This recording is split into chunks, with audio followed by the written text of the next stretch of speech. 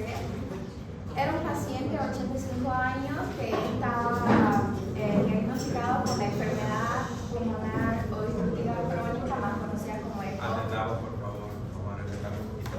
Y estaba con sus antecedentes de insuficiencia cardíaca, es hospitalizado por una crisis que tuvo de una crisis respiratoria grave.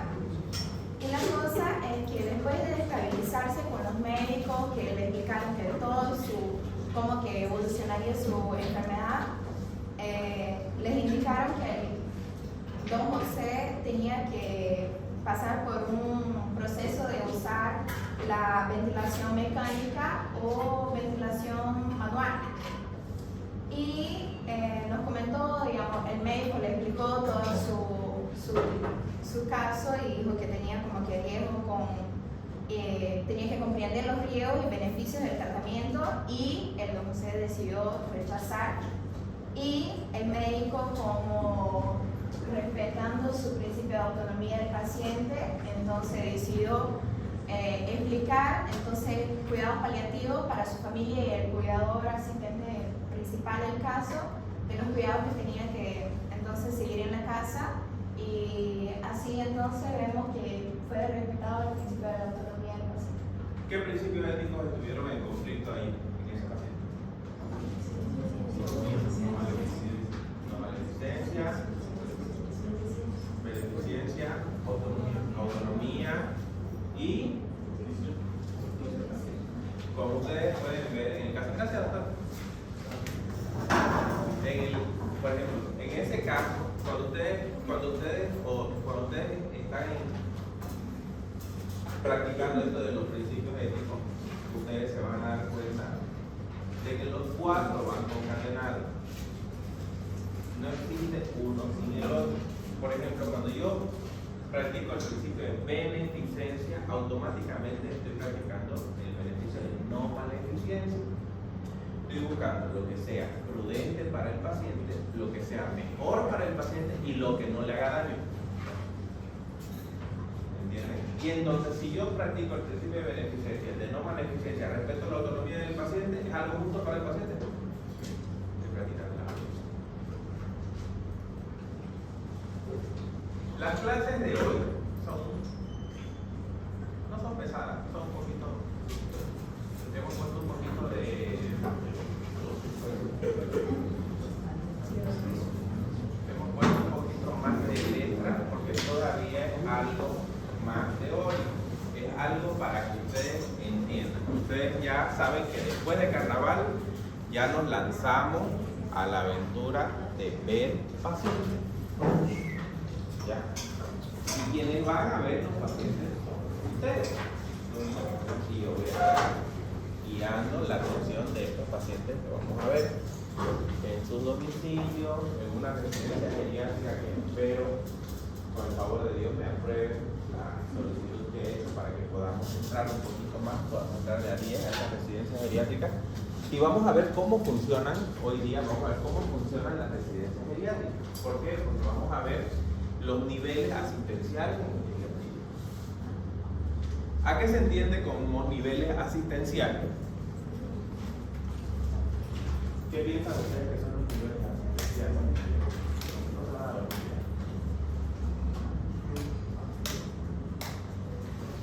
¿A qué entendemos como niveles asistenciales? ¿Qué se les viene a la cabeza cuando hablamos de niveles asistenciales? Niveles de especialización. Niveles de especialización. Grado, tipo de servicio. Tipo de servicio. ¿Qué más? Base de grado de enfermedad. También quiso el paciente. Base de grado de enfermedad. ¿Algo más? La cantidad de ayuda que van a tener. La cantidad de ayuda. ¿Qué más?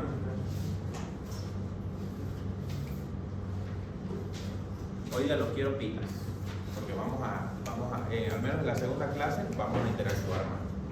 ¿Ya? Grado nivel donde el médico puede actuar. Correcto. Todos esos criterios que han dado son correctos cuando nosotros vamos a hablar de niveles asistenciales. ¿Qué se entiende por niveles asistenciales? Se entiende el tipo de servicio que va a tener el paciente durante un momento determinado de su proceso salud-enfermedad y del proceso de envejecimiento. No necesariamente para que nosotros prestemos asistencia médica a un geronte, no necesariamente tiene que estar pasando por un proceso patológico agudo o crónico. ¿Ya? ¿Se acuerdan lo que les dije? Hay pacientes que son ejemplos de envejecimiento saludable que van a ir a la consulta de nosotros 3 o 4 veces en el año solicitándonos un chequeo periódico. ¿Vieron la entrevista de Jimena Sánchez a Jimena Antelo? Señora Charla se llama el canal de Jimena Sánchez en YouTube. ¿La vieron o no la vieron? Las mujeres veanla. Jimena Antelo es un ejemplo de envejecimiento saludable. Ahí pueden copiar sus hábitos. Hábito de sueño, hábito de comida, hábito de hacer ejercicio y cómo se cuida. Tiene 52 años y es una de las personas más lindas que hay en Bolivia. 52 años. Y muchas personas de 30 quisieran estar como está ella. Ella es un proceso de envejecimiento saludable. ¿Ya? Y ella es una persona que va por cuestiones médico-clínicas, porque tiene una enfermedad inflamatoria crónica, va como paciente a su reumatólogo 3 veces por año, sin que la reumatóloga la cite. 3 veces por año ella va a ajustes de tratamiento, ajustes de dosis, etc. Y visita a su médico de cabecera. Eso es lo importante para tener un envejecimiento saludable. De la funcionalidad a la fragilidad. Ahí tenemos el tenista más longevo del mundo. 98 años. Quiere llegar a los 110 años jugando tenis. ¿Ya? 98 años por arriba y 98 años el paciente de la imagen de abajo. ¿Cuál es la diferencia entre el uno y el otro? El estilo de vida. El estilo de vida y la Actividad física. La funcionalidad que pueda tener el adulto mayor, que la funcionalidad la da un conjunto de factores que ya los hemos hablado, que da desde la epigenética, los hábitos y estilos de vida, las condiciones patológicas de base y el grado de control de la misma. Porque los dos pueden ser hipertensos, los dos pueden ser diabéticos, pero ¿qué es lo que nos va a dar la diferencia entre ambos? El grado de funcionalidad. El señor que hace deporte, el adulto mayor que hace deporte, tiene mayor masa muscular. Acuérdense que hablamos de la pérdida de masa muscular en el adulto mayor, que se llama sarcopenia. Y el paciente de la imagen de abajo, que es un paciente a simple vista, un paciente secuelado. Puede tener secuelas de un ACV, puede tener secuelas de un síndrome de caída, con una fractura de cadera, con un no reemplazo completo de articulación, una artrosis severa, etc. Entonces, la principal característica diferencial de la enfermedad aguda en el anciano es su tendencia a la incapacidad. La enfermedad aguda, ¿se acuerdan que les comenté que por cada día de encamamiento perdemos cuántos días de funcionalidad? 4. Si tenemos una internación de un paciente adulto mayor de 20 días, ¿equivalen a cuántos días de funcionalidad? 80 días. Especialmente en condiciones de fragilidad, entendiendo esta como un deterioro progresivo de la adaptabilidad a los cambios debido a una alteración en la reserva funcional orgánica. Primer concepto de investigación para la práctica: capacidad intrínseca y reserva funcional en adultos mayores. Conceptos para la práctica, miércoles y jueves.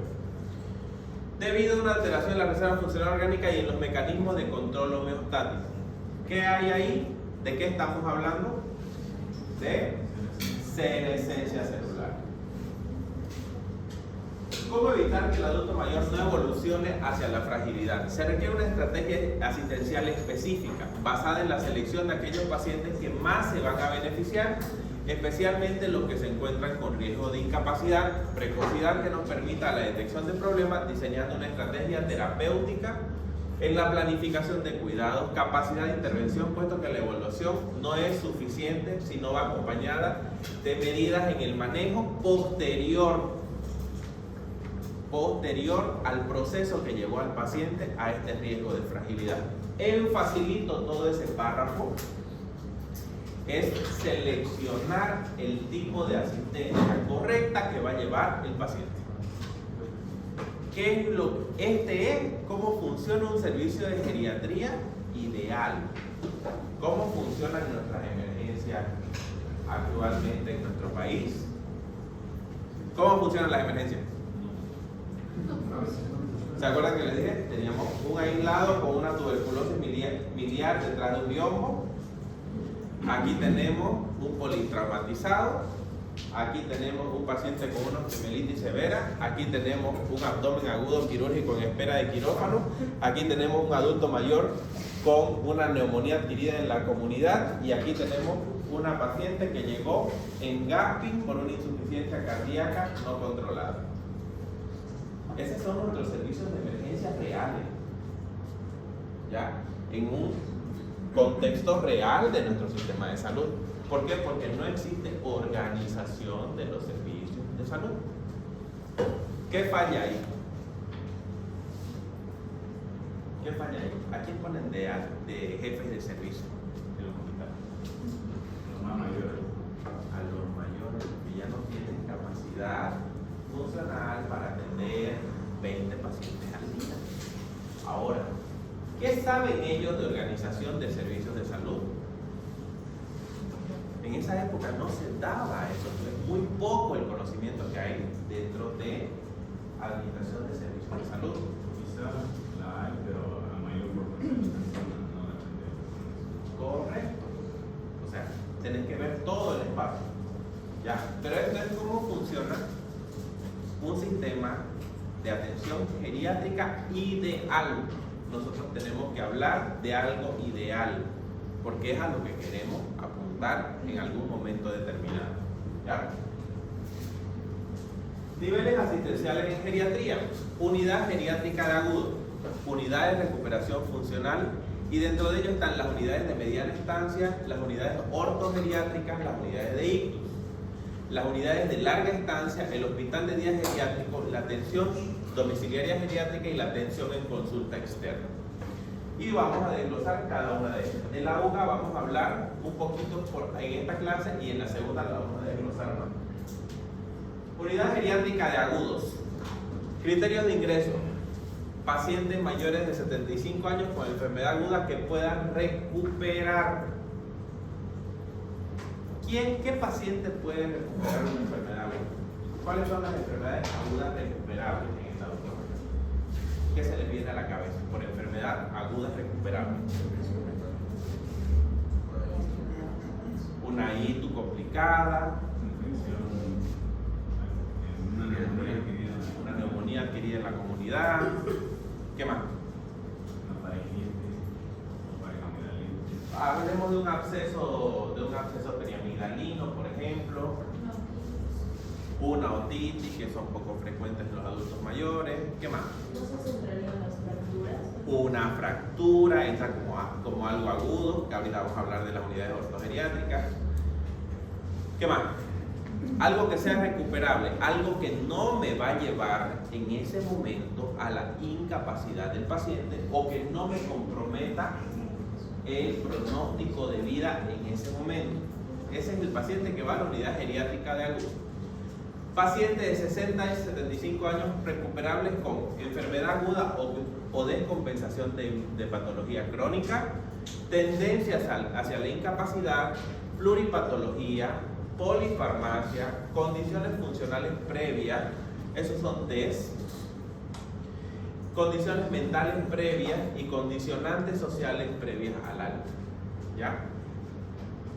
Vean los rangos de edades. Pacientes de 75 años con enfermedades recuperables y pacientes de 60 a 75 años recuperables con lo que nosotros generalmente vemos: una crisis hipertensiva, un ACV isquémico, que el paciente no tenga una toma motora importante, una descompensación de una diabetes tipo 2, un paciente diabético, hipertenso, asmático, chagásico, que esté haciendo una insuficiencia cardíaca pero que tenga buena reserva funcional, un paciente que tiene una receta de 20 medicamentos, que está haciendo una reacción adversa medicamentosa por interacciones farmacológicas, y condicionantes funcionales previos, que son recuperables, es decir, pacientes con buena reserva funcional.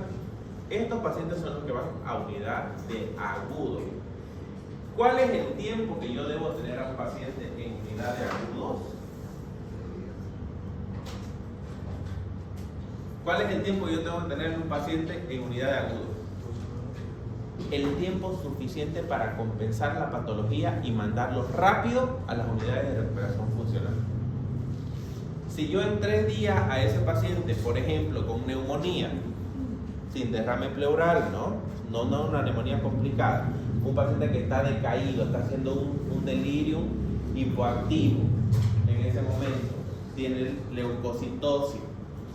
El adulto mayor, por si acaso, ya les dije, rara vez hace fiebre, pero vamos a hablar de un paciente febril que no tolera el alimento, que al hacer una tomografía de tórax tiene una descompensación de una enfermedad pulmonar obstructiva crónica complicada con una neumonía. En 3 días yo lo recupero a este paciente y este paciente empieza a comer, disminuyen los leucocitos, disminuye la fiebre, tolera mejor el alimento. Este paciente yo rápido lo paso a unidades de recuperación funcional, porque en unidades geriátricas de agudos yo voy a tener fisioterapeuta, pero sí voy a tener fisioterapeuta para recuperar función pulmonar, para no perder masa muscular. ¿Ya? Entonces, ¿cuáles son los criterios de alta en la unidad geriátrica aguda? Programada con sesión interdisciplinaria. Las unidades geriátricas funcionan con geriatra, médicos de familia, fisiatra, kinesiólogo, fisioterapeuta, terapeutas ocupacionales y psicólogos.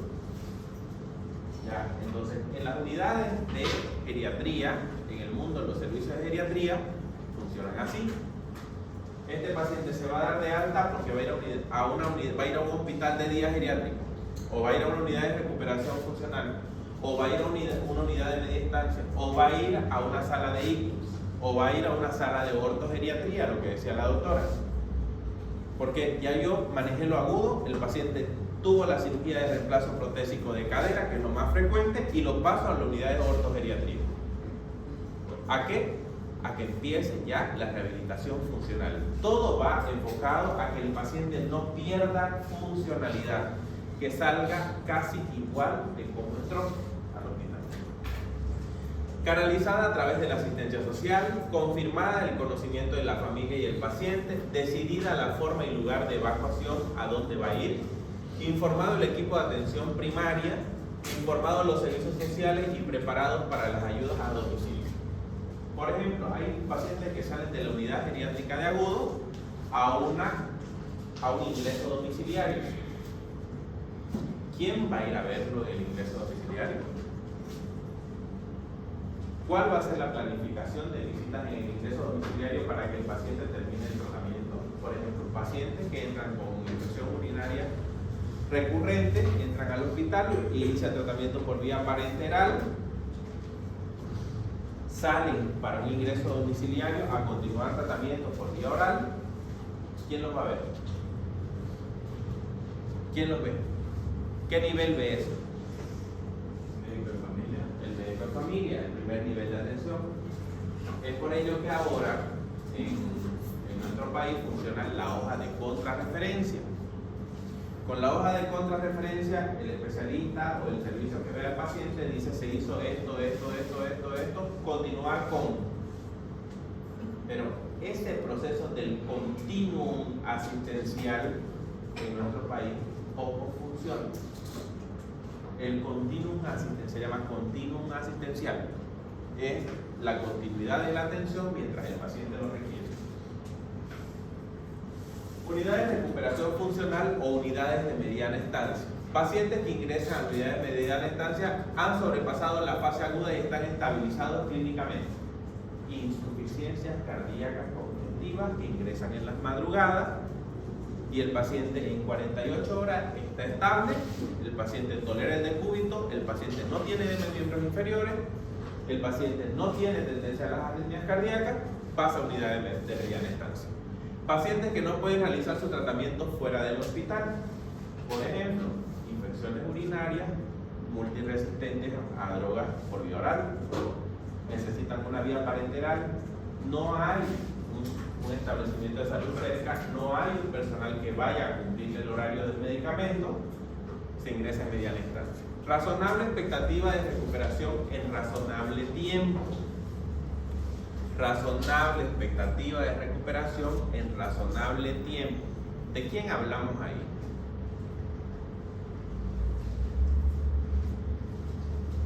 ¿De quién hablamos ahí?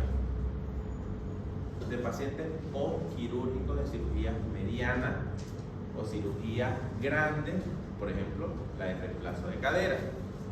Es razonable expectativa de recuperación, se va a recuperar. ¿Y en qué tiempo se va a recuperar? ¿Cómo lo voy a hacer? Va para unidad de media estancia. Causas que ingresan en la unidad de media estancia: ACV, fractura de cadera, amputación en fase protésica, enfermedad de Parkinson, inmovilismo reversible. ¿Cuáles son los inmovilismos reversibles? ¿Les da lumbalgia o no les da lumbalgia? Una lumbalgia es un inmovilismo reversible o irreversible. Una radiculopatía aguda. Es reversible. ¿Por qué? Porque voy a iniciar tratamiento con ese paciente y va a empezar a movilizarse según va mejorando el dolor. Clínica, estabilización de pacientes para completar medicación, lo que les hablaba, las insuficiencias cardíacas. Quirúrgica, cicatrización de heridas tórpidas, retiro de drenaje y úlceras por presión. Estos son los pacientes que ingresan a la unidad de mediana estancia. Si ustedes se dan cuenta, es un continuum asistencial. En la unidad geriátrica de agudo, recibo, trato, compenso al paciente y el paciente no va para la casa. El paciente geriátrico que yo recibo en una UGA va según el continuum asistencial. Va a una unidad de mediana estancia o a un ingreso domiciliario. ¿Ya? Cuando, por ejemplo, tengo un ACV isquémico, ese ACV isquémico pasa a una unidad de ictus agudo. En ACV ustedes saben que cada minuto cuenta, y cada minuto cuenta en la recuperación funcional del paciente. En el adulto mayor no es igual que en el adulto joven. Si un adulto joven de 45 o 50 años tiene un ACV, ¿qué pronóstico tiene? Favorable. ¿Por qué? ¿Y por qué más? Circulación colateral. ¿Y por qué más? Ahí entramos en un conflicto. Por circulación colateral es mejor, circulación colateral del adulto mayor. ¿Pero por qué? Por la funcionalidad. Va a perder menos funcionalidad que el adulto mayor. ¿Ya? Entonces, las úlceras por presión que son tratadas en atención primaria, que no resuelven o que hay compromiso y pasan de un grado 1 a un grado 2, de un grado 2 a un grado 3, tienen que pasar a una unidad de mediana estancia. ¿Por qué? Por el tipo de curación y el tipo de fisioterapia que debe llevar el paciente. Criterios de ingreso a la unidad de mediana estancia: anciano frágil con deterioro funcional potencialmente recuperable, estabilidad clínica del proceso médico quirúrgico que ocasiona la incapacidad, ausencia de deterioro cognitivo moderado severo y ausencia de enfermedad en fase terminal. A mediana estancia no ingresa el paciente con cáncer terminal, ni el paciente con enfermedades neurodegenerativas terminales, ni el paciente frágil con deterioro cognitivo severo. ¿Ya? Con deterioro cognitivo severo, el paciente no puede entrar a unidad de media estancia. ¿Por qué? ¿Cuál es la misión de la unidad de media estancia? Recuperar la funcionalidad lo más rápido. Si tiene un deterioro cognitivo severo, ¿qué va a pasar? No va a recuperar. recuperar porque ya el deterioro cognitivo severo está catalogado como una fase terminal de un proceso patológico. La unidad de recuperación funcional de ortogeriatría, ¿a quién va dirigida? A pacientes que sufren calcio, fractura de cadera, pacientes con reemplazo protésico de rodilla. Hay 3 modelos: unidades ortogeriátricas de cuidados agudos, unidades ortogeriátricas de rehabilitación y unidades geriátricas consultoras. La unidad de ortogeriatría, ese es un servicio que hay en una subespecialidad de ortopedia y traumatología. Paciente que llegan a la sala, en España yo pude ver eso, llegan a la emergencia de traumatología y ortopedia y traumatología, y hay una unidad de ortogeriatría. Hay traumatólogos especialistas en pacientes geriátricos. Son recibidos en la unidad de ortogeriatría, en el cuerpo de guardia, en la emergencia. Automáticamente empieza a hacerse todo el chequeo para que el paciente tenga su reemplazo protésico lo más rápido posible. ¿Por qué? Porque el paciente tiene que recuperar funcionalidad. Si el paciente está compensado en sus patologías de base, si las tiene. Si hay que revisar polifarmacia, el geriatra revisa polifarmacia. Rápido. El anestesiólogo en menos de 1 hora ya está valorando el riesgo quirúrgico de ese paciente. El cardiólogo, el cardiogeriatra, baja y hace el riesgo cardiovascular. ¿Ya? Cuestión de que el paciente en 4 horas tiene que estar operado. Tiene entre 4 y 72 horas.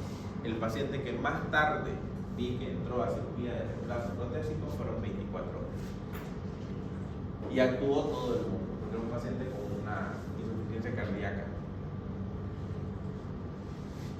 24 horas lo compensaron y el paciente entró aquí.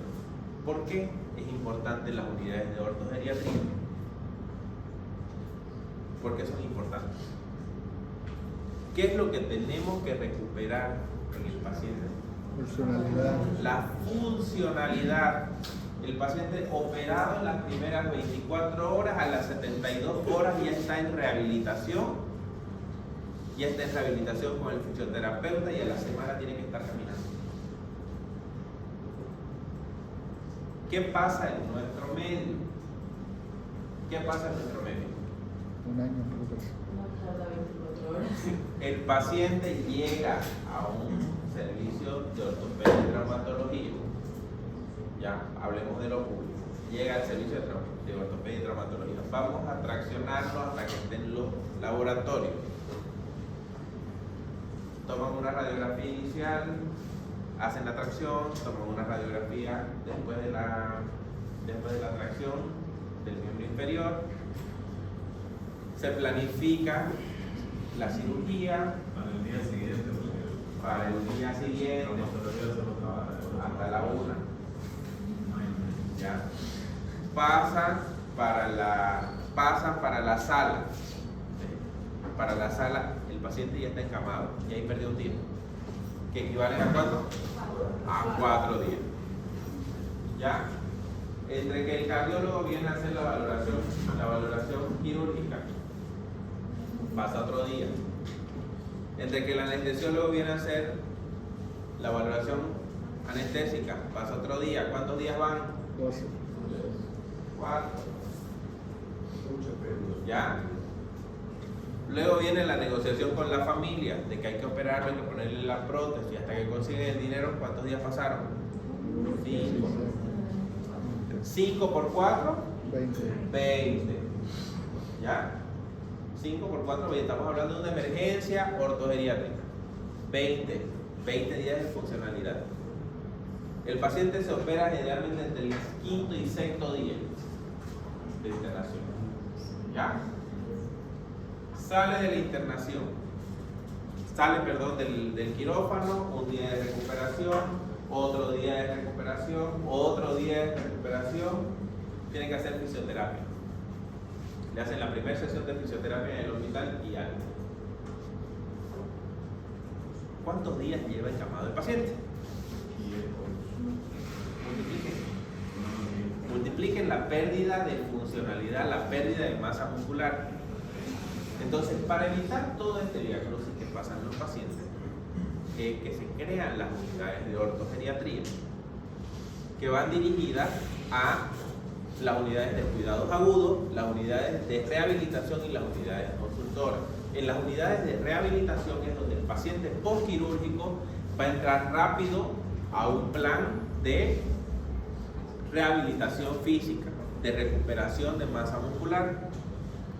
¿A cuántos pacientes familiares de ustedes que han hecho prótesis de rodilla o que han hecho prótesis de cadera, antes el traumatólogo le ha dicho tiene que ir a rehabilitación 6 meses antes de operarse?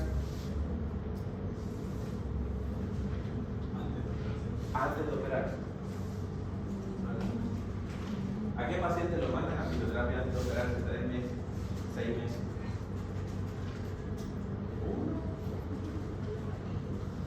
¿Por qué? Porque le va a dejar de doler y el paciente va a hacer la vida, generalmente. Entonces, la rehabilitación, la fisioterapia anterior al proceso quirúrgico de un reemplazo protésico es fundamental para la recuperación postquirúrgica. Si el paciente por dolor en la cadera hizo una anquilosis de articulación de cadera y se sentó en una silla de ruedas, ¿cómo va a estar la masa muscular de los miembros inferiores? En un proceso de sarcopenia.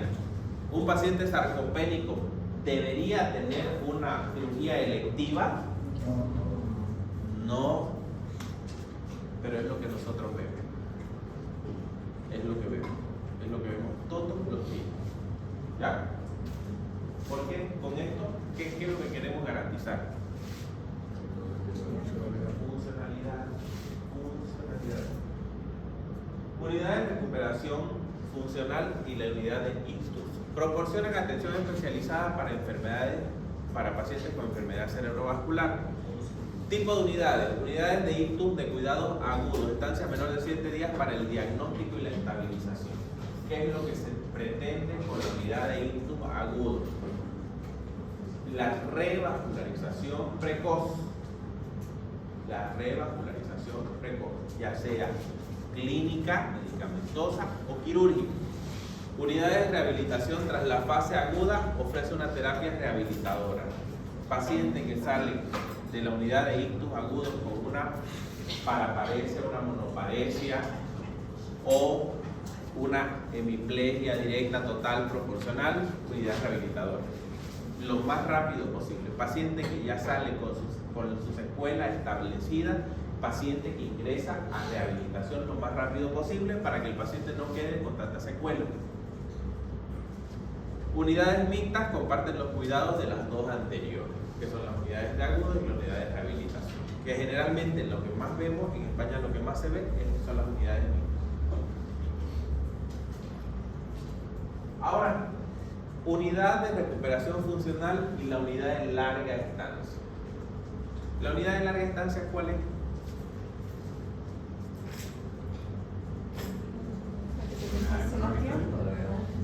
Aquí cerquita tenemos una unidad de larga estancia no medicalizada.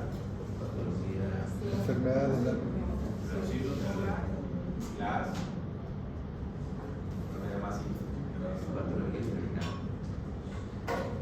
¿cómo se llaman? Les dije cómo se llaman. Les dije que se llamaban centros de adultos mayores de larga estancia, que pueden ser medicalizados o no medicalizados. ¿Ya? Los centros de recuperación funcional de larga estancia son los centros geriátricos que tienen médico y tienen rehabilitador. ¿Cuáles son las patologías más frecuentes que ingresan? Enfermedad psicogeriátrica, enfermedad cerebrovascular, enfermedad de Parkinson, enfermedad articular o fracturas de cadera. ¿Ya? ¿Qué cuidados se brindan? Cuidados médicos generales, cuidados de enfermería y cuidados sociales. Hay que considerar la calidad de vida y la dignidad de los pacientes. Siempre hay que respetar los principios éticos en los pacientes, sobre todo el principio de autonomía, el principio de beneficencia, el principio de no maleficencia y el principio de justicia. Las unidades de larga estancia están destinadas a los pacientes que ya no se van a recuperar, los pacientes que tienen una secuela o tienen un grado avanzado de sus enfermedades de base, enfermedades neurodegenerativas. Por ejemplo, hay algo, la otra que le gusta la neurología, ya está. La esclerosis lateral amiotrófica en Santa Cruz tiene un crecimiento exponencial en los últimos 3 años que han empezado a buscarla. La esclerosis lateral amiotrófica generalmente empieza a los 30-35 años a mostrar sus cambios. Es un paciente con esclerosis lateral amiotrófica. ¿A los cuántos años es un paciente geriátrico? 30, 40. ¿Desde cuándo es un paciente geriátrico? Un paciente con una neurodegenerativa. Desde que pierde funcionalidad. Ya es un paciente que debe ser tratado por el geriatra, porque es un paciente polimedicado, es un paciente frágil, es un paciente que perdió su capacidad intrínseca de recuperación porque su sistema nervioso está respondiendo mal, y es un paciente que debe ir a una unidad de larga estancia generalmente. ¿Ya? La enfermedad de Parkinson. Ustedes saben que hay un complejo importante que se llama Parkinson-demencia. Generalmente el paciente con Parkinson termina en una demencia, y no así el paciente con demencia Parkinson. ¿Ya? El complejo Parkinson-demencia es uno de los pacientes más complejos de manejar. ¿Por qué? Porque pierden funcionalidad física y tienen deterioro cognitivo. Y este paciente va para unidades de larga estancia. Las unidades de larga estancia existen. En Santa Cruz existen 2 residencias geriátricas aprobadas, residencias geriátricas medicalizadas, que según la complejidad del paciente, así aumenta el costo mensual de atención del paciente, que oscilan entre 10.000 y 15.000 bolivianos mensuales, donde vos tenés que llevar al adulto mayor, lo ingresan y vos tenés que llevar todo lo que el paciente necesita: pañales, sondas, toallas húmedas, protectores de colchón, medicamentos, etcétera, etcétera, etcétera, etcétera. ¿Qué es lo que pretendemos con la geriatría preventiva? Evitar que la mayoría de nuestros adultos mayores lleguen a los centros de recuperación funcional de larga estancia. ¿Por qué? Porque vamos a empezar a intervenirlo de manera precoz. Hospital de día geriátrico. Objetivo: supervisión médica y valoración clínica y cuidados de enfermería. Cuando decimos hospital de día, son los pacientes que les llaman actualmente, van a ver en redes sociales, guardería de abuelos. ¿Ya? Rehabilitación: se realiza fisioterapia y terapia ocupacional para pacientes de incapacidad leve a moderada. Mantenimiento de la capacidad funcional: se dirige a pacientes que tienen riesgo de perder la autonomía que previamente habían recuperado. Y en la valoración geriátrica integral, habitualmente en la evaluación inicial de todo paciente en el hospital de día geriátrico. Y los motivos sociales son las actividades de grupo y la colaboración familiar. Este es un club de abuelos en el cual yo colaboro. Voy a hacer valoración geriátrica a ese grupo generalmente algún fin de semana en el mes, y los que se van uniendo al grupo de adultos mayores. Entonces el hospital de día es más que todo para hacer rehabilitación. ¿Ya? En el hospital de día difícilmente hay supervisión médica en nuestro país. El hospital de día está manejado generalmente por enfermeras, trabajo social y terapia ocupacional. ¿Ya? Es un centro de día. Los pacientes no duermen ahí. Usted lleva a su paciente 7 de la mañana y lo recoge 6 de la tarde. Ya que eso también tiene su nombre. Atención geriátrica domiciliaria. Lo que vamos a hacer. Esto es lo que vamos a hacer nosotros. Preventiva, ancianos de riesgo de discapacidad y o dependencia médica o social. ¿Por qué he puesto ancianos en las presentaciones? Porque es como viene la literatura hasta el año 2021. ¿Ya? Pacientes con grado de funcionalidad 4 y 5, que son pacientes postrados que no pueden movilizarse. De soporte, atención a adultos mayores con necesidad de tratamiento paliativo y a enfermos crónicos invalidantes que no pueden acceder a consulta ambulatoria. Generalmente, casi todos nuestros pacientes geriátricos requerirían atención médica domiciliaria. Formas de atención: visita médica domiciliaria programada, asistencia geriátrica domiciliaria, ayuda social a domicilio, hospitalización en domicilio. Ventajas: permite la alta precoz, reduce complicaciones intrahospitalarias, traslado de pacientes de la atención especializada a domicilio, disminuye los ingresos hospitalarios y mejora la calidad de vida. Esa es una paciente mía que tiene 95 años, hincha de Blooming, y va, no se pierde un partido de Blooming en el estadio. En el mes de diciembre sufrió una caída saliendo del baño, se fracturó la cadera. ¿Ya? Se fracturó la cadera, pero ella quería ir a la fiesta de promoción de su bisnieta. La ingresamos en una clínica para reemplazo protésico, toleró la anestesia, toleró todo perfecto y a los 4 días estaba caminando como un rito. Se los voy a poner en otra presentación, en la otra clase, ella caminando como un rito a los 7 días. Dejaba el burro, lo dejaba ahí de un lado y ella caminaba solita. ¿Se dice burro? ¿Qué se dice? Caminador. Dejaba el caminador de lado y ella caminaba sola. Ahorita, gracias a Dios y a su vitalidad y a su capacidad intrínseca y a su reserva funcional, caminando, y el otro día estaba en el estadio. ¿Ya? Les voy a mandar fotos en el grupo de ella en el estadio cuando yo, porque la nieta es la que me mantiene al tanto. Deterioro cognitivo muy leve. Tiene una cardioesclerosis severa, tiene una fracción de eyección del ventrículo izquierdo en 28, pero bueno, como la ven, pesa 40 kilos creo, ahorita ha perdido mucha masa muscular, pero es una paciente muy funcional. Para las actividades que ella tiene en el día, es muy funcional. Si te sentás y la consultas con ella, que a ella podemos ir a visitarla porque a las 6 de la mañana está despierta. Te sentás con ella a charlar y tenés que tener 2 horas de tiempo, sí o sí, para que te cuente todo lo que tiene que contar. Porque si ella le apareció una, ¿cómo se llamaban las manchas que aparecían en los adultos mayores?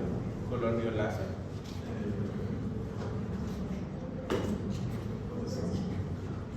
Púrpura senil. Tenía una púrpura senil. Las personas que han participado hoy se van a acercar a mí. No van a dar el examen. La púrpura senil. Le aparece una púrpura senil, ella te dice que ella caminó, que fue a la venta, que tomó sol. Ellos te hacen siempre una narrativa complicada para llegar al problema de salud. Pero allá vamos a ir a visitar. Atención geriátrica en consulta interna. Población diana. La población a la que va dirigida: adulto mayor frágil, adulto mayor con cualquier síndrome geriátrico de aparición reciente, que vamos a ir viendo ya en el estudio independiente de ustedes los principales síndromes geriátricos. Por ejemplo, un paciente que no tenía incontinencia urinaria y que te visita por un síndrome de incontinencia urinaria. ¿Ya? Es una atención en consulta externa porque ya estás detectando un problema.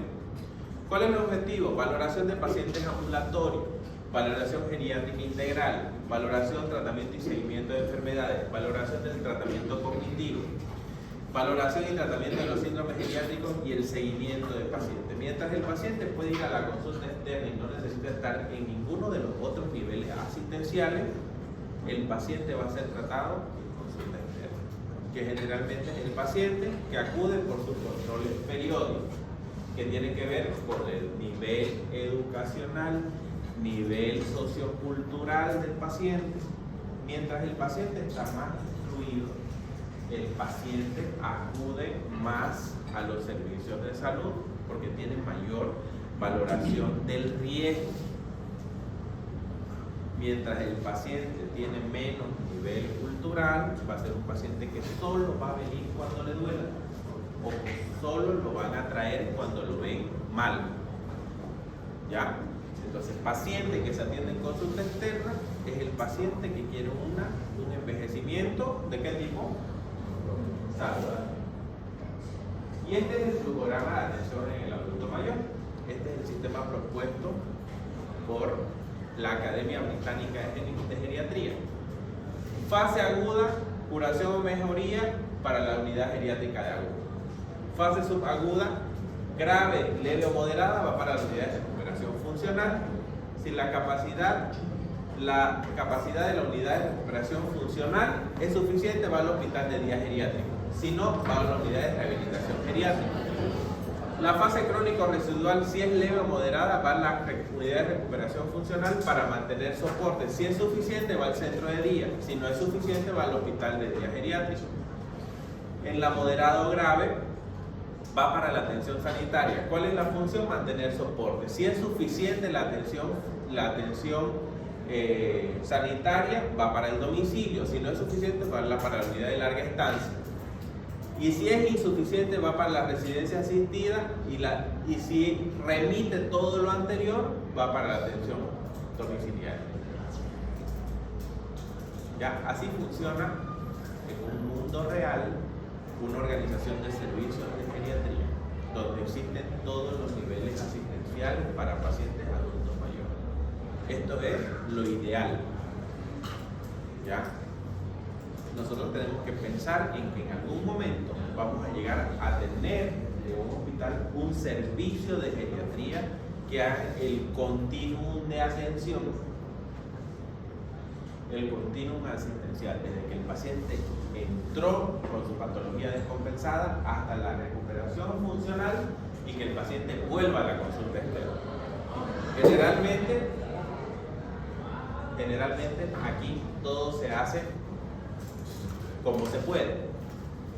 El paciente fue a la atención de agudo, de la atención de agudo, pasó en lo subagudo al domicilio y del domicilio estando subagudo tiene que volver a ir a la consulta externa para valorar qué es lo que se va a hacer con esto. Entonces no se respetan los niveles asistenciales que están propuestos. Y cuando si se llegaran a respetar los niveles asistenciales propuestos, la atención y la recuperación funcional del paciente fuera mucho más exitosa. Entonces, ahí les pongo una imagen del centro del grupo de adultos mayores en el que yo colaboro. Aunque todos permanecen en casa, déjalo contar sus historias repetidas, porque se sienten felices cuando los escuchamos. Esto es algo de los adultos mayores. Al adulto mayor hay que escucharlo. Hay que escucharlo, porque mientras más escuchado se sienta, más comprendido se siente y la reserva funcional del paciente mejor. Ahora vamos a ver la unidad geriátrica de agudo. ¿Preguntas hasta aquí? ¿Ninguna? ¿Seguimos? No. Ahora. No tiene nada que ver con el tema, pero recuerdo una diferencia entre lo que es la geriatría y la gerontología. La geriatría es una rama de la medicina que se encarga del diagnóstico, tratamiento y seguimiento del paciente geriátrico, del paciente adulto mayor. La gerontología es una rama de la ciencia que se encarga de estudiar cómo envejecen las poblaciones. Existen para distintas áreas de la ciencia. Por ejemplo, hay arquitectos gerontólogos, hay ingenieros civiles gerontólogos, hay comunicadores gerontólogos, auditores gerontólogos. ¿Ya? La gerontología es la ciencia que estudia el envejecimiento y la geriatría es la rama de la medicina que se encarga del seguimiento, diagnóstico, seguimiento, tratamiento y seguimiento del paciente adulto mayor. En España existen arquitectos gerontólogos que son especialistas en unidades de atención geriátrica. Cuando ustedes entran a la unidad de atención geriátrica es impresionante desde la señalética que tiene el hospital. Vos te das cuenta si por ejemplo X, digamos, tiene un tamaño de letra 72, la señalética del hospital general, cuando entras al hospital, al área de geriatría, tienen 150. Tienen señalética de colores, tienen señalética por voz, tienen señalética, tienen trabajo social, funciona cada 10 metros, tienen un personal que guía a los adultos mayores. Tienen apoyo desde que el paciente baja de la ambulancia o baja del vehículo en la puerta de la unidad de geriatría, tienen asistencia con camilleros, con personal de apoyo para pacientes que tienen discapacidad auditiva, visual, etcétera, que los guían hasta donde está su consulta. Es bien interesante. Y esas unidades las diseñan los arquitectos gerontólogos. Entonces, la unidad geriátrica de agudos UGA. ¿Se acuerdan que les dije que muy poco en geriatría era basado en evidencia clínica? Porque hay muy poco escrito sobre la atención al adulto mayor. En geriatría se hace medicina y atención centrada en la persona, centrada en el problema que tiene y centrada en devolver la capacidad funcional. Es un modelo de atención, contribuye a un cambio en el enfoque de la intervención, situando en el centro de atención a la persona, priorizando la autonomía y la independencia y el papel terapéutico de lo cotidiano y significativo para la persona. En atención en salud del adulto mayor, centrada en la enfermedad, tenemos el paternalismo médico, tenemos la atención episódica, la atención reactiva, se basa en el hospital, es indiscriminado, tiene múltiples servicios, el usuario va por los servicios y la productividad del servicio es baja. Cuando es centrada en la persona, hay una corresponsabilidad entre el paciente y el prestador de servicio. En vez de ser basada en un especialista, es basada en un equipo multidisciplinario. La atención episódica de que el paciente vaya y se atienda conmigo en el consultorio se hace una atención continua. Ya vimos los niveles, ¿cierto? Desde la unidad de agudo hasta que el paciente sale al domicilio. Tiene una atención reactiva, o sea, cuando el paciente solamente necesita. Entonces, cuando hacemos una atención centrada en la persona, tenemos un plan de cuidado. Se basa en el hospital. Cuando es centrada en la persona, tratamos de llevar lo menos posible al paciente al hospital. Se trata de resolver lo más que se pueda dentro de la atención domiciliaria. Es indiscriminado, o sea, es lo que aparece. Cuando es centrada en la persona, tenemos una estratificación por riesgo, en este caso el riesgo vital y el riesgo funcional. Tiene servicios múltiples. En cambio, en la centrada en la persona tenemos un punto único de acceso, que en este caso generalmente o es la residencia de día, o es en la unidad de larga estancia, o es la atención domiciliaria. El usuario va por los servicios. Cuando es centrada en la persona, el servicio va al usuario. Y la productividad, como acá la productividad era baja, allá tenemos un costo de efectividad. ¿Ya? Esas son las diferencias entre la centrada en la enfermedad y la centrada en la persona. Como nosotros queremos un continuum asistencial, queremos que este paciente esté atendido desde su cama, de su domicilio o de su residencia geriátrica, cambiamos ese paradigma. La unidad geriátrica, esta UGA es en el Hospital Italiano de Buenos Aires. Ahí tenemos a nuestro jefe de cátedra. Las unidades son unidades hospitalarias con ubicación física y estructura propia. Son atendidas por un equipo multidisciplinar especializado en geriatría. Son dirigidas a pacientes geriátricos con patología aguda, así como la reagudización de sus enfermedades crónicas. Esto fue lo que hablamos. La unidad geriátrica de aguda, sus objetivos son restaurar el grado de salud previo que tenía el paciente, junto con la prevención y manejo de complicaciones derivadas de la enfermedad aguda, como de la hospitalización, especialmente el deterioro funcional. La UGA, entonces, ¿qué objetivo tiene? ¿Y cómo lo vamos a hacer? Diagnosticando, tratando, compensando y al nivel del toque. ¿Ya? Derivando al nivel asistencial que le toca. La UGA, ¿qué tiempo va a estar el paciente en la UGA máximo? 7 días. Porque lo que no se recuperó en 7 días no se va a recuperar. Pueden haber episodios de que el paciente entra a la UGA con un síndrome isquémico coronario.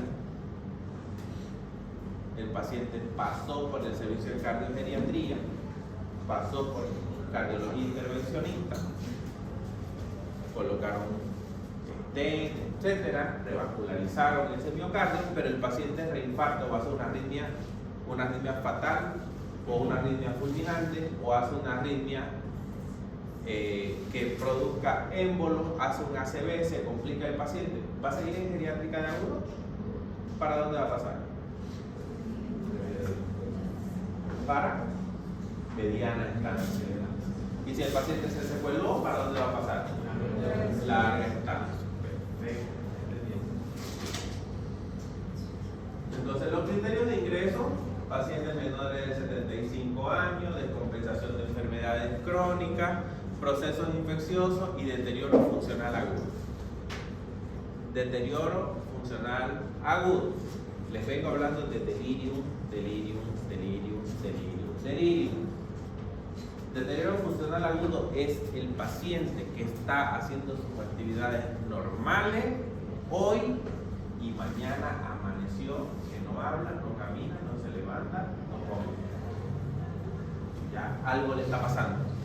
Deterioro funcional agudo. Agudo, menos de 48 horas. Si es un paciente que no camina hace 2 semanas, agudo. Eso es agudo. Algo pasó y algo lo secueló. Cuadro de confusional agudo.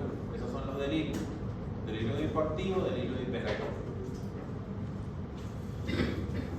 El porcentaje, por ejemplo, pacientes menores de 65 años, en Estados Unidos 88% y un 12% son mayores de 65 años. Pacientes que tienen estancias hospitalarias, porcentaje de estancias hospitalarias 65.3% en menores de 65 y un 34.7% en mayores de 65. Promedio de días de estadía hospitalaria: menores de 65, 4, y mayores de 65, casi 6 días. Admisiones en el departamento de emergencia, miren la diferencia: menores de 65 años 36.2 y mayores de 65 57.4%, pero de ese 12% de la población. Inmortalidad hospitalaria 0.9 menores de 65 y 4.7 mayores de 65. Esto sucede en Estados Unidos. ¿Cuál es la diferencia? ¿Quién se muere más en el hospital? ¿Por qué? ¿Por qué se muere más el adulto mayor? Por la fragilidad, por la pérdida de funcionalidad, por la pérdida de capacidades intrínsecas. Por eso se muere más el adulto mayor. No es porque sea viejo, y no es porque ya le toca, o porque ya está cumplido, o porque ya vivió, o porque le quedan más ayeres que mañana. Eso lo tenemos que identificar. Mi tía me salió con eso el otro día. Dice: ay, hijo, si ya yo estoy cumplida, a mí me quedan más ayeres que mañana. Y yo, tenés 58 años, tenés una vida por delante, no te falta nada, tenés todo en cantidades industriales. Llegó de una gira por Europa, que se fue con su amiga, solita las dos, vivieron, disfrutaron todo, han ido a Dubái el año pasado a pasar fin de año, y ella dice que tiene más ayeres que mañana. y no tiene ninguna enfermedad de base. No, pero ella está cayendo en cuenta de que le está costando. ¿Qué le está costando? Aceptar que está envejeciendo. Y a ella le está costando, si se dan cuenta, miren este caso real de un extremo poblacional. ¿Ya? Es una paciente que no le falta absolutamente nada, tiene todo en cantidades industriales, agroindustriales, ¿ya? Que se da la vida que ella desea darse. ¿Ya? Pero le está costando tanto el proceso de aceptar que está envejeciendo, de aceptar de que en los aeropuertos ella necesita ir en silla de ruedas, que necesita asistencia porque se cansa y entonces ya sale como que tiene más ayer que mañana y tiene 58 años. Un paciente funcional. Ahora imagínense un paciente de 65, 70 años que tenga dolor, que tenga incapacidad, una discapacidad motora o que tenga una discapacidad visual. Imagínense cómo se siente en ese momento. Entonces es la forma como se enfoca el proceso de envejecer.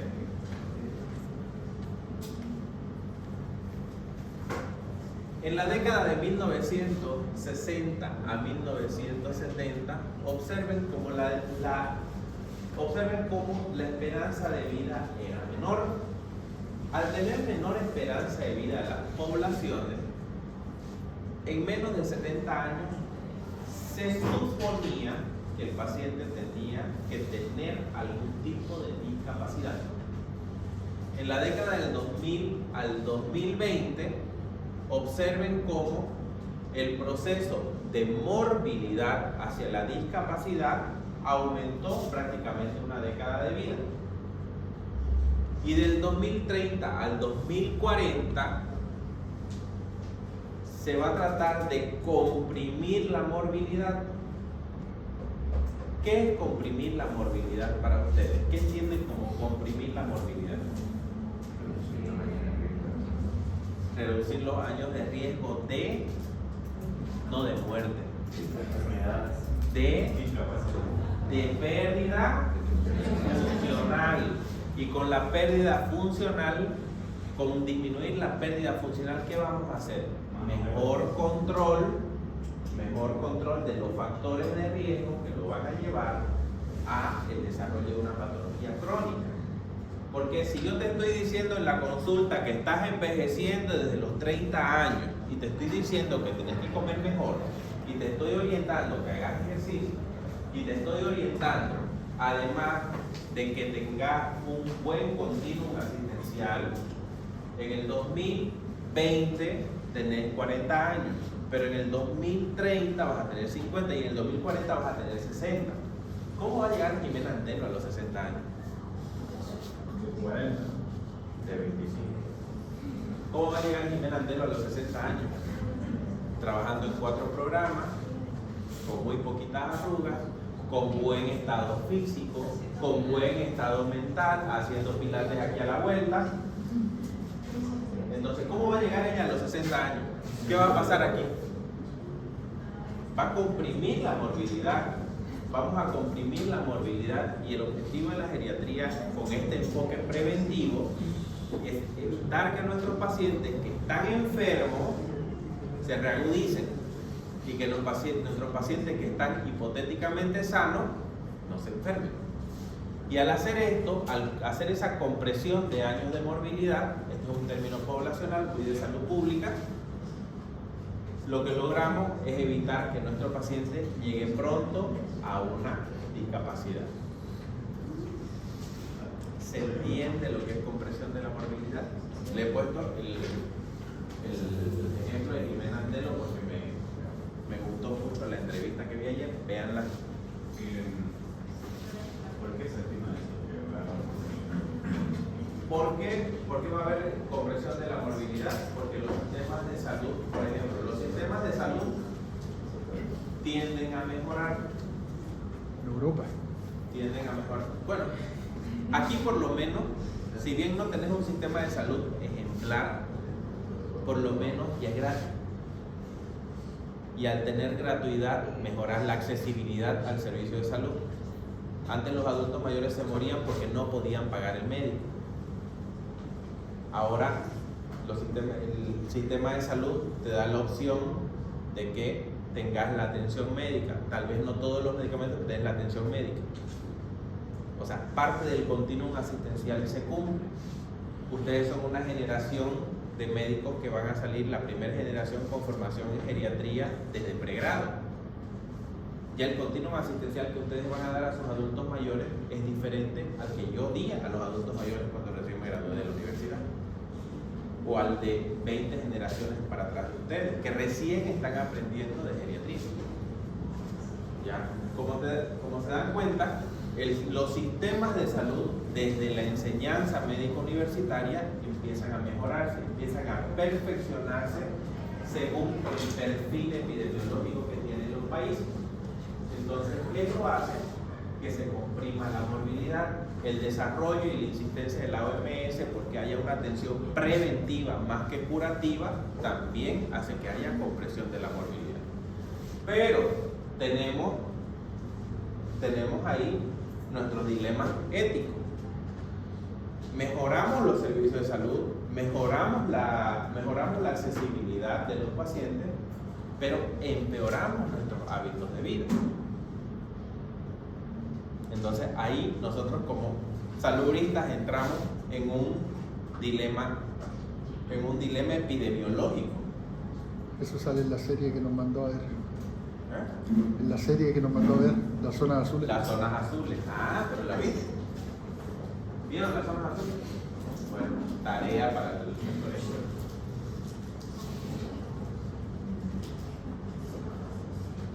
Y aquí está, en esta pirámide, el aumento de esperanza de vida, el rezago de la esperanza de vida en salud, la expansión de la morbilidad crónica al envejecer y la expansión de la dependencia funcional.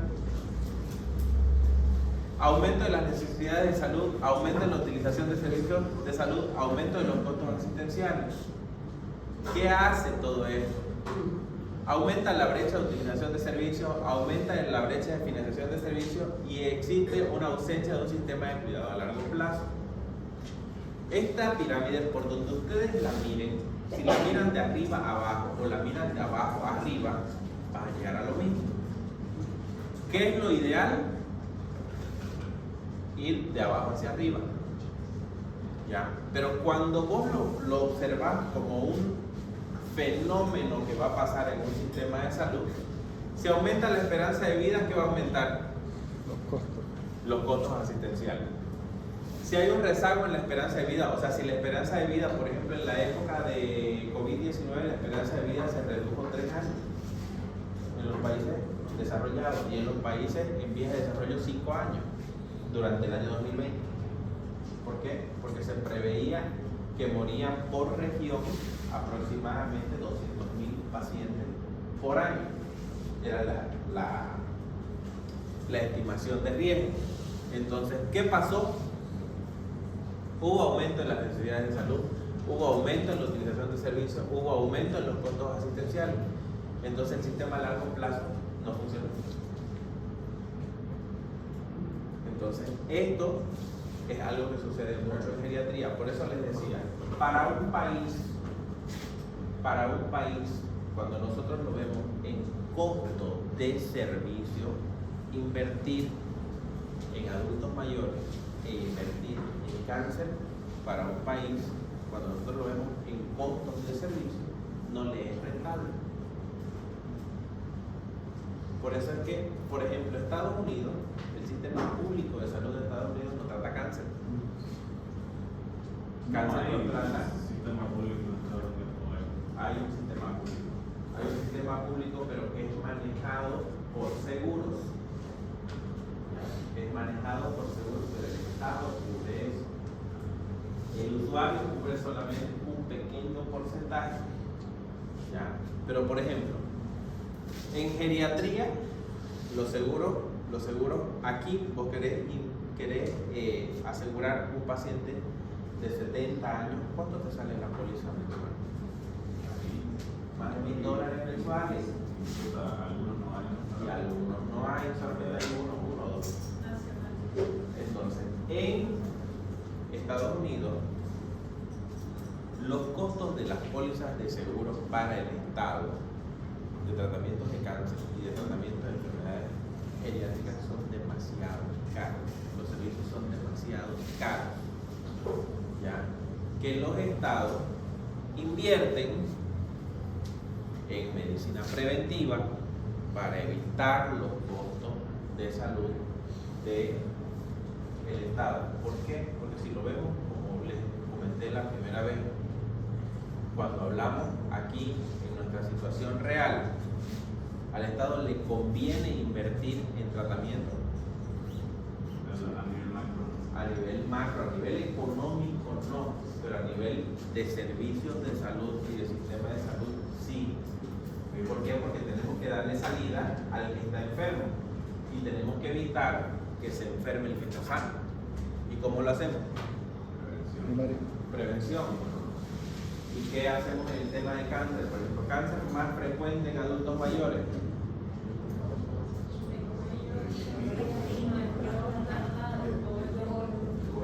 Colon. Y para todo eso hay pruebas diagnósticas. ¿Qué paciente mayor de 55 años fumador va cada año y le dice, va cada año al proctólogo y le dice, doctor, soy fumador, tengo malos hábitos nutricionales, necesito una colonoscopía para ver si tengo cáncer de colon? Aquí en nuestro medio. Nadie. ¿Por qué? No, ¿por qué? No hay educación, no hay No hay formación. educación en salud, no hay planes de educación en salud que lleven al paciente, aunque sea a hacerse un marcador tumoral, antes de hacer una colonoscopia, un marcador tumoral para cáncer de colon, para cáncer de mama, para cáncer de próstata. Hay pacientes de 70 años que vos los ves en consulta que tienen una historia clínica así y nunca se han hecho un PSA. Nunca se han hecho un PSA. Y ya lo recibí. ¿Qué es el PSA? Antígeno prostático específico. Es la prueba de sangre que te da un indicativo de que podés tener algún problema en próstata. Todavía no duele. Ese no duele. O sea, cuando duele, pues Exacto. ¿Y cómo recibimos al paciente de cáncer de próstata? Con metástasis ósea. Cuando ya el porcentaje de recuperación es directamente para cuidados paliativos.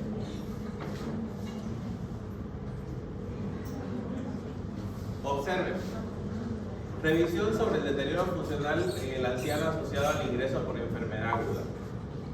Observen las coordenadas desde lo basal, cómo declina en el ingreso y cómo empieza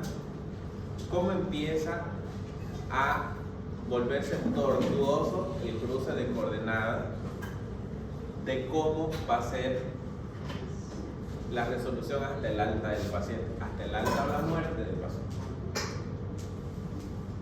El paciente adulto mayor entra al hospital por un problema y empieza a estudiarlo todo el mundo. Todas las especialidades empiezan a estudiarlo. ¿Por qué? Si yo soy buen clínico, buen geriatra, por ejemplo, observo unas lesiones rojizas a nivel de tórax superior a las mamilas y macizo facial. Observo unas lesiones en un paciente que entra por una insuficiencia cardíaca. Tiene esas lesiones en tórax anterior, supramamilar y cara. Son lesiones rojas, que tienen formas circulares con un centro más claro y tiene diseminadas en esa región del tórax. Yo voy a llamar a dermatología porque me va a llamar la atención que tiene algo que yo no sé, pero es algo. Dermatología viene a la consulta de este adulto mayor y me va a decir, bueno, tiene sospecha de eritema giratum repens. Vamos a consultar con neumología. Neumología, viene al paciente tomografía, eritema giratum repens, cáncer de mediastino o cáncer de pulmón. Viene oncología a valorar la tomografía. ¿Cuántas especialidades pasaron por este paciente? 3 a 4. Viene oncología, dice hay que hacer esto, pero el paciente tiene 85 años, tiene disminución de la reserva funcional, tiene una secuela de un ACV. Viene el cardiólogo y dice no puede hacer tratamiento de radioterapia ni de quimio porque tiene una fracción de eyección disminuida severa, un corazón terminal. Ya. ¿Cómo fue el proceso de hospitalización de ese paciente? Observen cómo es el proceso de hospitalización del paciente. Puede ser que del nivel de la situación funcional basal a el alta del paciente mantenga la situación funcional de cómo empezó. O puede ser que baje hasta el alta y el paciente requiera ya o cuidado paliativo o una atención de larga estancia o un hospital de día o un ingreso domiciliario. ¿Ya? Por eso lo contextualizamos de esa manera. Por eso le digo, el ingreso de un adulto mayor nos va a llevar a encontrar muchas veces muchas patologías que el paciente tiene, pero que está infradiagnosticada. Y en geriatría, por favor, métanse a la cabeza de que envejecer duele. Envejecer no duele. Envejecer no es una enfermedad. No es una enfermedad envejecer. Con el envejecimiento, el mal envejecimiento es el que lleva al desarrollo de patología aguda, crónica o subacústica. Eficacia y eficiencia de las UGA. Esta es una revista española. El impacto de las intervenciones geriátricas viene determinado en parte por el entorno asistencial en el que se realizan y por el grado de conocimiento geriátrico que exista en un país o en un hospital. Lo importante que es que se conozca de geriatría. La extrapolación de la intervención puede ser menor en países con alto arraigo y conocimiento de geriatría y mayor en lugares donde la geriatría tiene menor implantación. O sea, las UGAs son más importantes donde se tiene conocimiento de geriatría, de la unidad geriátrica de agudo, que donde no se tiene conocimiento de geriatría. ¿Ya? Por eso es importante que ustedes aprendan estos conceptos básicos. Comparación de las estancias medias de los pacientes ingresados en la UGA con los ingresados en el resto de los servicios. Observen cuánto cuesta el paciente adulto mayor en el resto del servicio y cuánto cuesta en la UGA. Esto se las voy a pasar en esta clase. ¿Ya? ¿Cuánto cuesta? Esto es un costo porcentual. ¿Cuánto le cuesta a un hospital en un porcentaje de todo un presupuesto? ¿Cuánto le cuesta? El 13.5 una neumonía simple, 13.5% por paciente. Y tratados en geriatría, un 10.51. Y en un total, un 10.53% del presupuesto gastaron en los pacientes adultos mayores a medidas de geriatría sobre un 12.57 en el paciente que peregrinó por todo el hospital. ¿Ya? Entonces, costo-beneficio, ¿nos sirve o no nos sirve saber de geriatría? ¿Nos sirve o no nos sirve un servicio de geriatría en el hospital? Sí. Entonces, en cuanto a las días de internación, el paciente que tiene, el paciente tratado en geriatría tiene menores días de internación hospitalaria. ¿Por qué? ¿Por qué tiene menores días de internación hospitalaria un paciente atendido por geriatría? Porque saben cómo tratarlo, saben cómo tienen que abordar al paciente, es lo mismo que en pediatría, digamos. Por el continuum asistencial.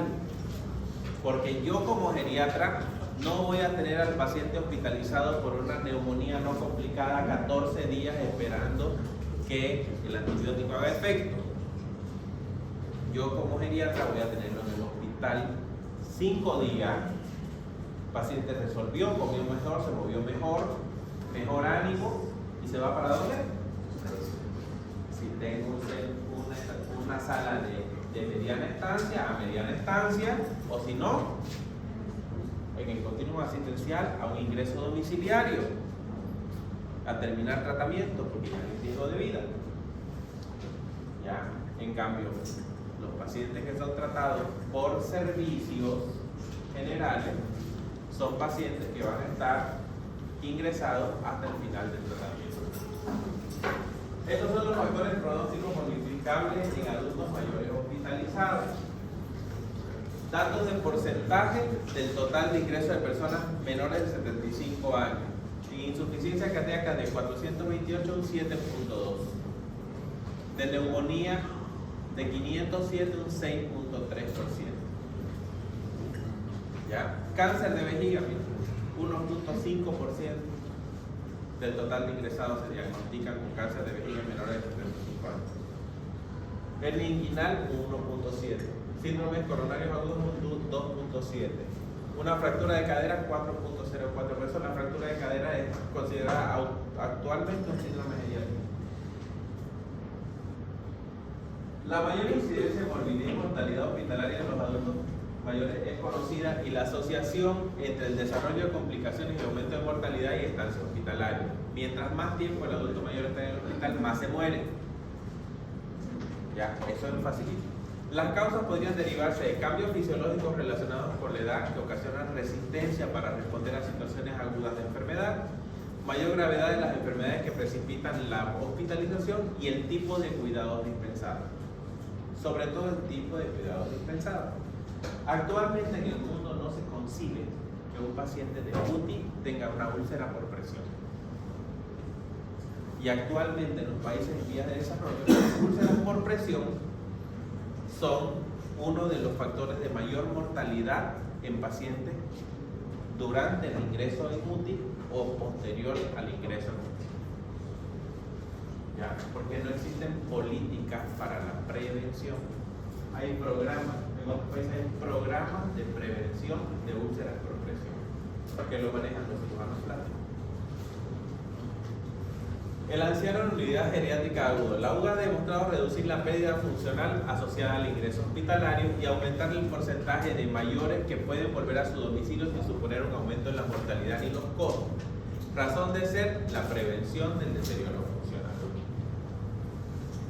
Y con eso terminamos por hoy. Pregunta. Ninguna. Pero le pregunto yo. Entonces, resumen de esta clase, facilito, para que nosotros ya tengamos una idea de lo que vamos a hacer. Para que tengamos una idea de lo que vamos a hacer. Nosotros vamos a ir al domicilio del paciente. ¿Ya? En el domicilio del paciente vamos a ver pacientes, quiero llevar un grupo donde una paciente que tengo que tiene un accidente cerebrovascular de daño cerebral anterior. Ya. Ella solamente susurra las palabras, pero no mueve de aquí para arriba nada y de aquí para abajo nada. Pero es una paciente que tiene, para el estado funcional que tiene conservación de masa muscular y no tiene una sola úlcera por presión. Y dos de sus hijas son las cuidadoras. Hoy día voy a ir a verla, voy a visitarla por la tarde y quiero conversar con las hijas si ellas me dan el consentimiento informado de que vamos con un grupo, vamos a ir, porque ese es un ejemplo de cuidado domiciliario de la paciente. Así como también vamos a ir a visitar a otros pacientes, algunos familiares de ustedes, otros pacientes míos que vamos a ir a ver, que van a ver de todo. Y acuérdense, el médico no mira, observa. Y varias observaciones de las de ustedes también me van a servir a mí para seguir en el continuo asistencial de esos pacientes. Entonces, ¿qué nivel asistencial vamos a ir a ver nosotros? ¿Una UGA? ¿Una unidad de larga estancia? ¿Una de mediana? ¿Un hospital de día tal vez podamos?